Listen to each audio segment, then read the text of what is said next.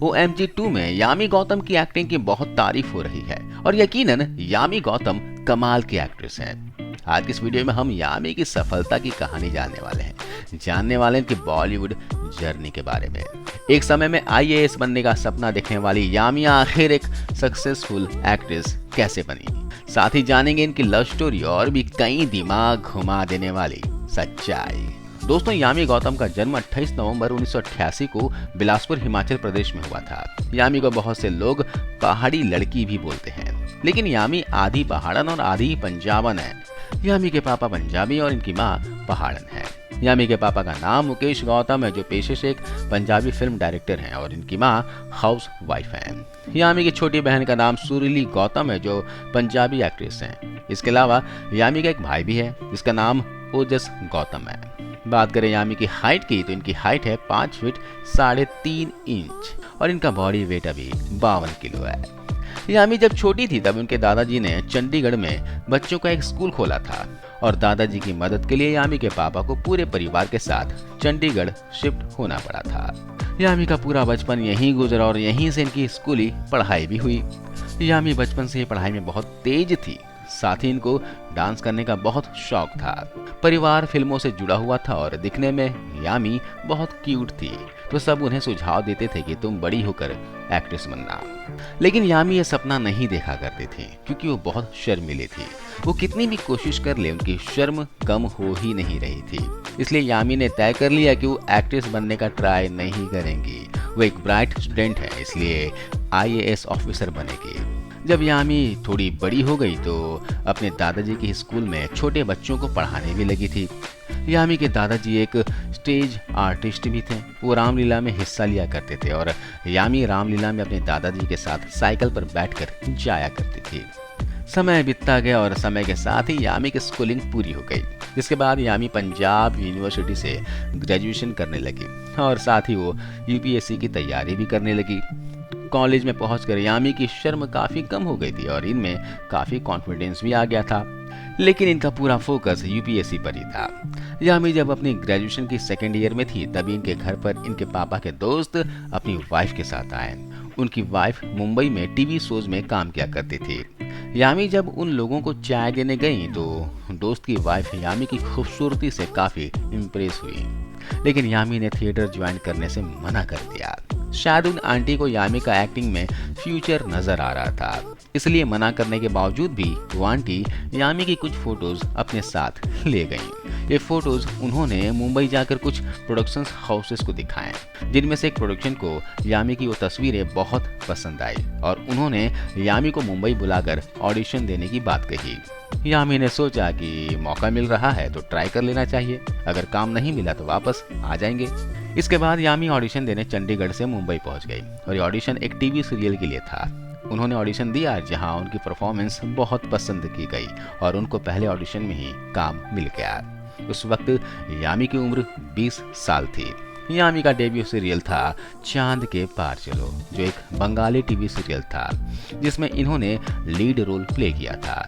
इसके बाद इन्हें एक और टीवी सीरियल में लीड रोल मिला। ये सीरियल था राजकुमार आर्यन। यहाँ से यामी को काफी प्रसिद्धि मिल गई, जिसके बाद इन्हें 2 फिल्में ऑफर हुई। इनमें एक कन्नड़ फिल्म थी उल्लासा उत्साह और दूसरी पंजाबी फिल्म थी एक नूर, लेकिन इनकी दोनों ही फिल्में कोई खास कमाल ना दिखा सकी। हालांकि उल्लासा उत्साह फिल्म की एक्टिंग के लिए यामी को काफी तारीफें मिली थी। यामी ने ये प्यार ना होगा कम टीवी सीरियल में भी काम किया था, यहाँ से भी इन्हें खूब पहचान मिली थी। लेकिन यामी को देश भर में प्रसिद्धि उनकी TV ad fair and lovely से मिली।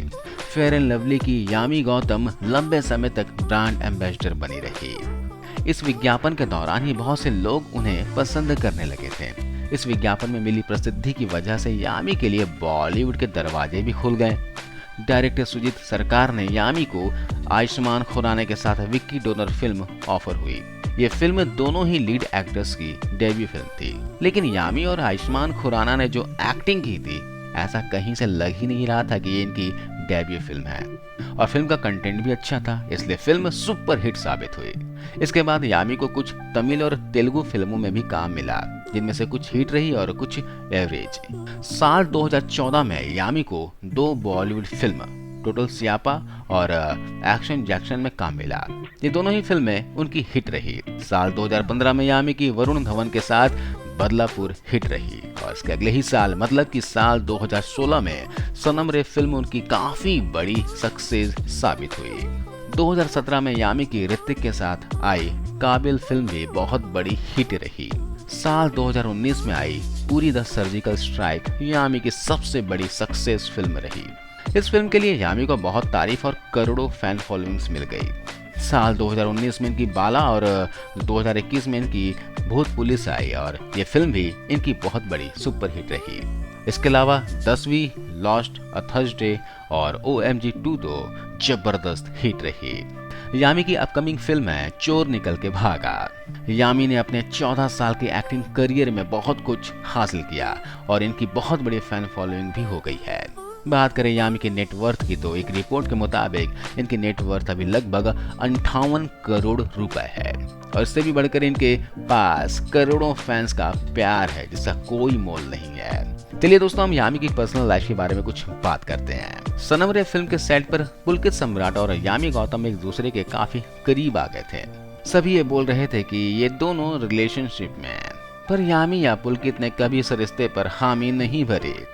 लेकिन पुलकित की एक्स वाइफ ने यामी पर यह आरोप लगाया था कि इनकी वजह से मेरी शादी टूटी है।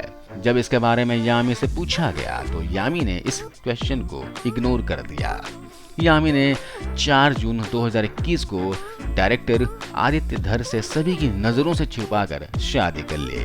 जब यामी ने अपनी शादी की खूबसूरत तस्वीरें सोशल मीडिया पर शेयर की तो सभी लोग उनकी इस अचानक की हुई शादी से हैरान रह गए। हालांकि इनके ज्यादातर फैंस इनकी जोड़ी को बहुत अच्छी बता रहे थे। दोस्तों, आपको बता दें कि आदित्य धर एक डायरेक्टर और राइटर हैं जिनको यामी 3 साल से डेट कर रही थी। यामी की जानी मानी फिल्म उरी को भी आदित्य ने ही डायरेक्ट किया था। यामी 7 भाषाओं में काम कर चुकी है, हिंदी, पंजाबी, तमिल, तेलुगु, मलयालम, कन्नड़ा और बंगाली। यामी को बुक्स पढ़ना, ट्रेवल करना, एक्टिंग करना, म्यूजिक सुनना और इंटीरियर डिजाइन का भी बड़ा शौक है। एक्टर सुशांत सिंह राजपूत के देहांत के बाद कई एक्ट्रेस का नाम ड्रग केस में आया था। तो यामी के एक फैन ने भी उन्हें ट्वीट करके पूछा कि मैम क्या आप भी ड्रग लेती हैं? तो इसका जवाब देते हुए यामी ने लिखा, नहीं, मैं ड्रग नहीं लेती और मैं ड्रग के सख्त खिलाफ हूँ। और दोस्तों, यामी एक ट्रेंड पोल डांसर भी हैं। बात करें यामी के अवार्ड्स की तो साल 2012 में इन्हें rising film star from TV award मिला। इसी साल उन्हें मोस्ट एंटरटेनिंग डेब्यू फिल्म का अवार्ड मिला। साल 2013 में जी सिने अवार्ड्स में उन्हें बेस्ट फीमेल डेब्यू का अवार्ड मिला था। साल 2013 में ही इन्हें आईफा अवार्ड्स में उन्हें star debut of the year का अवार्ड मिला।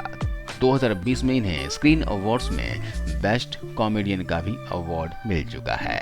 तो दोस्तों, ये कहानी यामी गौतम की।